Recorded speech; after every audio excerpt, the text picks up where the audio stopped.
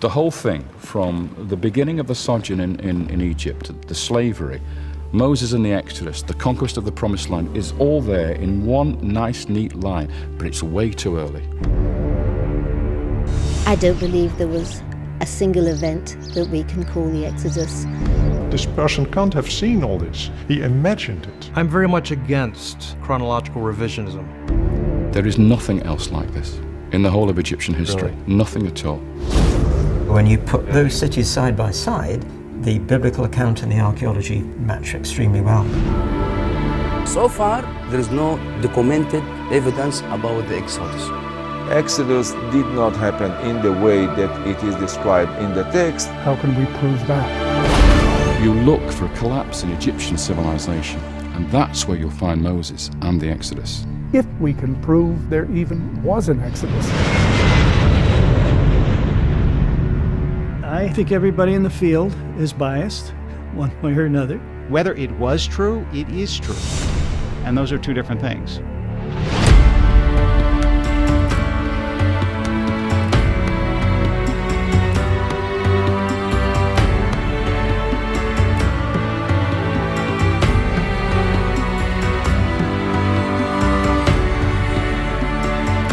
Ani, Ana, and Anel.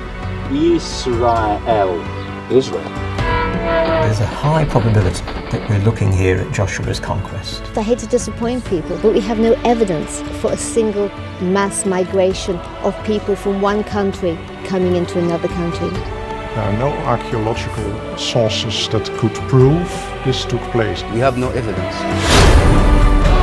If people are telling us that there was no Jericho at the time that Joshua conquered the Promised Land, and therefore Joshua is a piece of fiction, and therefore the conquest is a piece of fiction, why don't we ask the simple question, when was Jericho destroyed? In terms of reconstructing ancient history, a lot hinges on the answers. Do you think this is Joseph? Either it is Joseph or it's somebody remarkably the same. We have tombs that are clearly those of foreigners, Semites. We can tell this by the pottery, by the kind of weapons. These are not Egyptian-type daggers. They have donkeys in some cases buried with them. This was not an Egyptian practice. This is real evidence for the time when the Israelites were in Egypt as slaves. We were slaves? Why? I mean, if you're going to dream up a story, surely you'd come up with a better one than that. Look at your evidence and come to a conclusion based on the evidence. So you have a connection between the Bible story and these tablets. We have a name that's identical. We have a tablet coming out of the ground with the name Jabin on it. And in the story of Joshua, Joshua killed King Jabin of Hatzor. Why is it that we've never heard of these finds? Because in the scheme that's used by scholars to date all these events, they're way too early.